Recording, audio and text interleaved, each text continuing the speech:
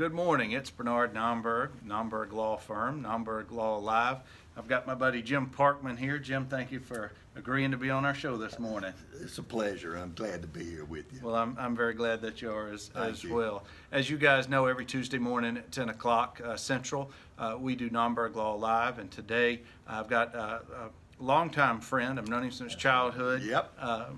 Jim Parkman, who is with Parkman White law firm here in Birmingham. Among other things, they do criminal defense work, but several other things I'm going to let Jim tell us in a few minutes about. Yeah.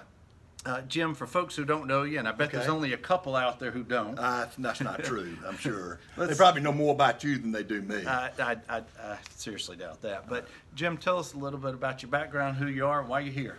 Well, I grew up in Dothan. That's where you and I met, and I right. worked with your dad for a long period of time. That's right. And just had a great relationship with your family, and think the world of all of your brothers and everything. And so I started in Dothan, and I didn't necessarily start in the area that I wanted to. It kind of came about through a case that I got.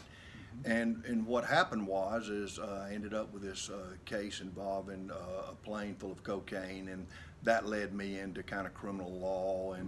And so from there, I started trying cases, and then started trying a few out of state, in Florida. I'd go to Panama City, go to Georgia a little bit. And then kind of, you kind of get I guess, a name somewhat, and it kind of got a little bit more. And then the Richard Scrushy case came along, and represented Richard in Birmingham on that one case there.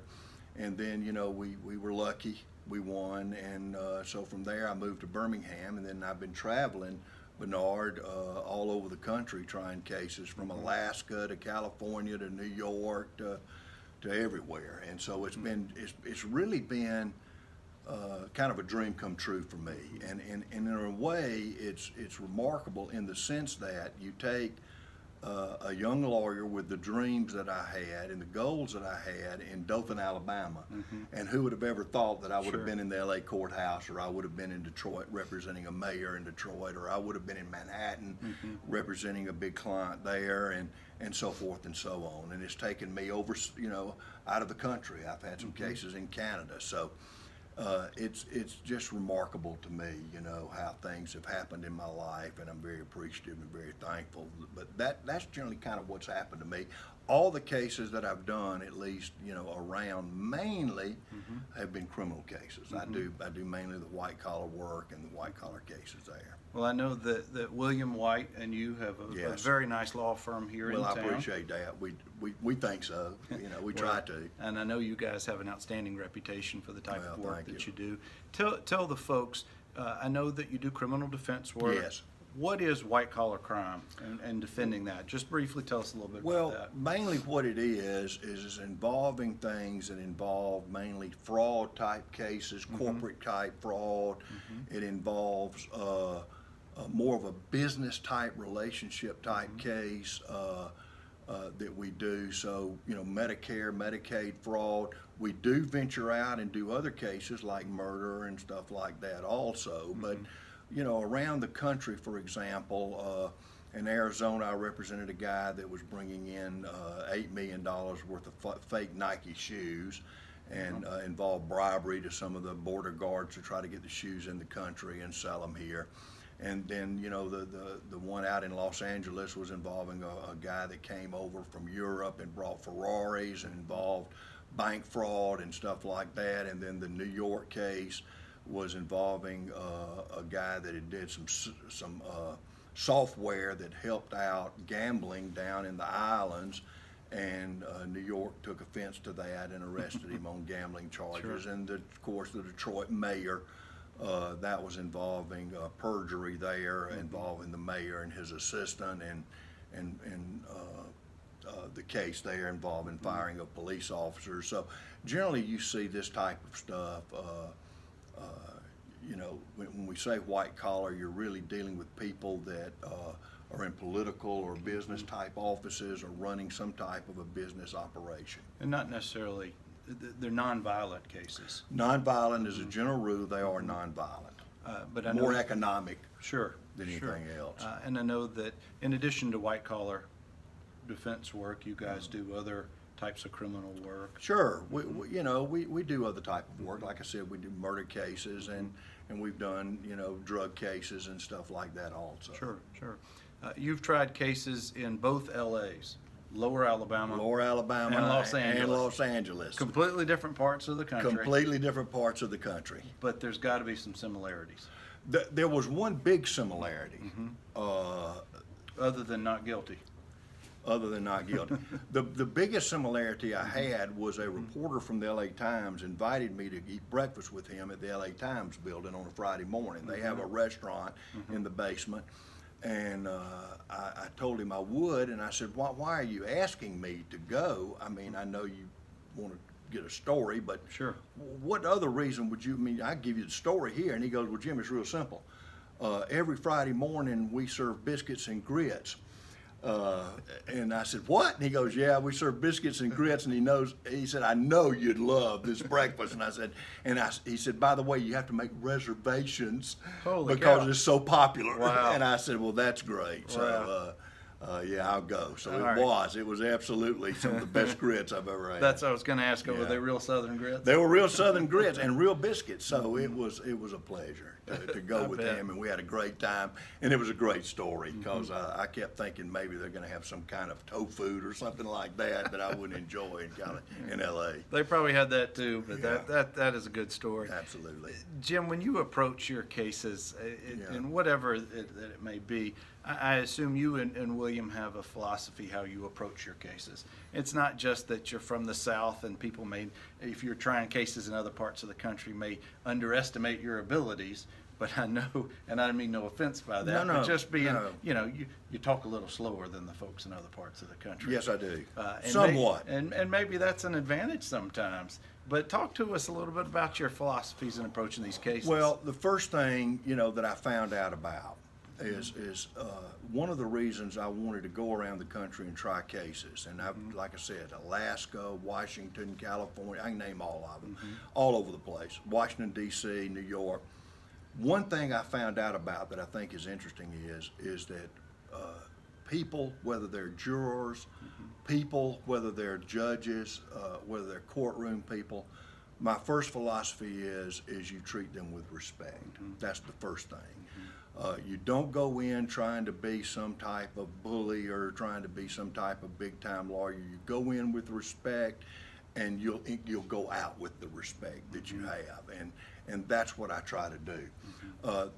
The New York case was a real interesting case because I found out that sometimes New York lawyers that were also involved in representing some of the co-defendants, there's just no niceness about them. They're not nice to the judge. They're not nice to.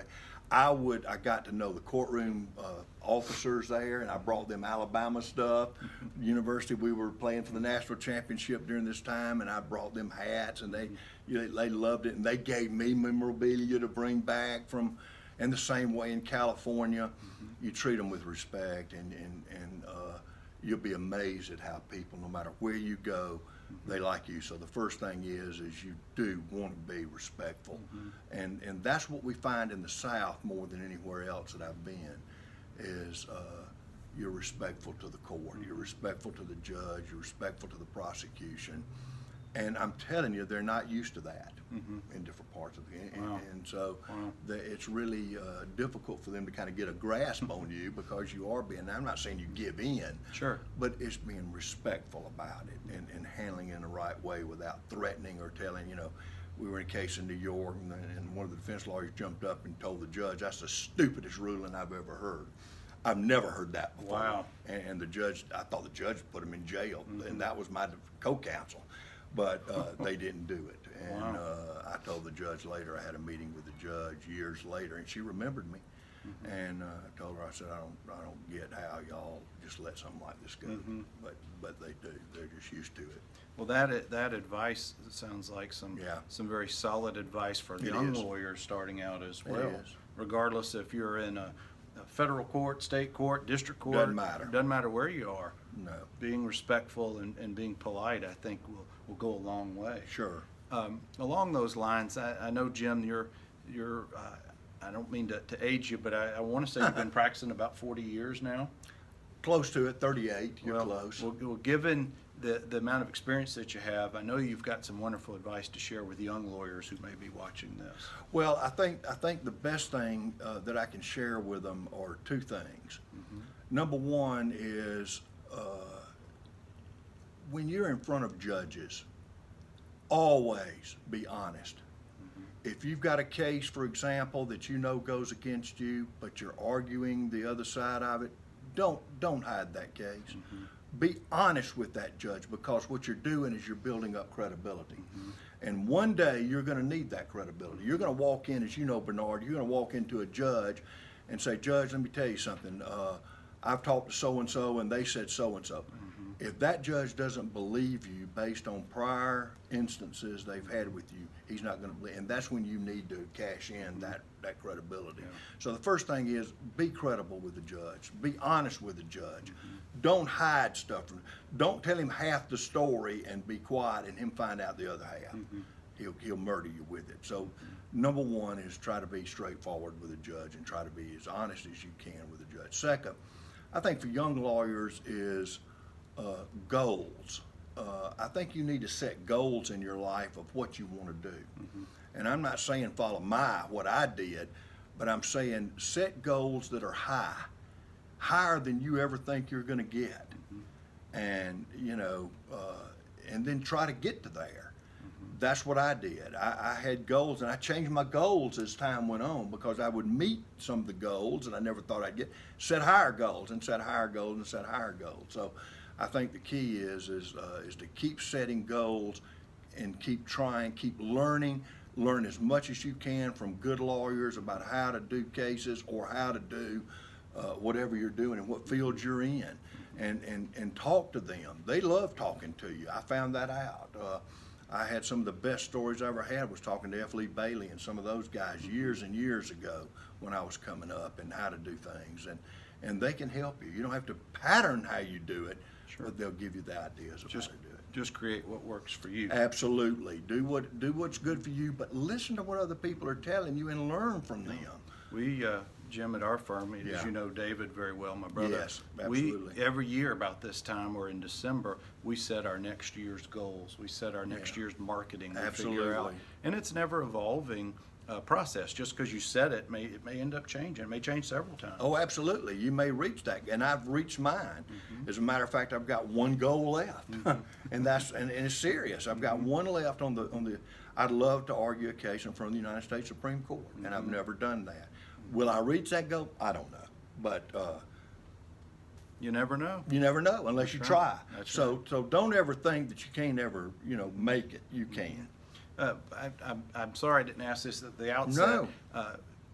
Guys, we're with Jim Parkman, as you know, with Parkman and White in Birmingham. Jim, how can folks get in touch with your firm if they think they've got a case, if they want to talk to you, those kind of things? Well, we're in the phone book, and it's easy to look up the number here. If it's a young person and you want to talk to me, and I'd be glad to call the office and just set up a time so that I'll be here. And even if it's on the spur of the moment, if I'm in, I'll be glad. Anything I can do to help young people. I had a lot of help. Certainly. I had a lot of help. Your dad helped me. Other people helped me as I went along in life, and I treasure those times that people actually took the time to sit down and talk to me about what I was doing right, what I was doing wrong, and if I can pass that on, it only makes the profession better. And that's what we're after today, is making the profession better. Jim, when I was sworn in Yeah. in the mid-'90s, then Chief Justice Sonny Hornsby spoke at Oh, our wow. service, and one of the things that I always remember that he said, and I've heard Clay, his son, repeat this: if you ever come upon a tortoise sitting on top of a post, it didn't get there by itself. It may not necessarily want to be there, but it had some help. And after our show, I'll put in the comment section a link to your firm's website. Sure, so I folks appreciate that. We'll be able to get in touch with you. Yeah, and glad to do it too. Well, Jim, I appreciate you a few minutes today. Bernard, it's always a pleasure to see you, number one. Well, thank you. I don't get to see your family much anymore, but please tell everybody I said hello. I certainly will. Thank Guys, you. again, I've been with Jim Parkman with Parkman and White here in Birmingham. As always, we're here on Tuesdays at 10 o'clock, 10 a.m. Central, the NOMBERG Law Live. And we'll be back next week with another episode. We're going to be interviewing Dr. Joe Ackerson and Dr. Emily Casey, and we're going to be talking about concussions in middle school and high school athletes. Wow. And I know you've got one of those, so you guys might Got a wanna hockey chime in. player, and I'm That's going right. to tune in. Look, that's going to be a better show than this one. So I'll tune into that one. Well, thank you. And guys, again, I'm Bernard Nomberg with the Nomberg Law Firm. You can always reach me at 205-930-6900, nomberglaw.com. We also have Facebook and Twitter. We hope you have a good rest of your day.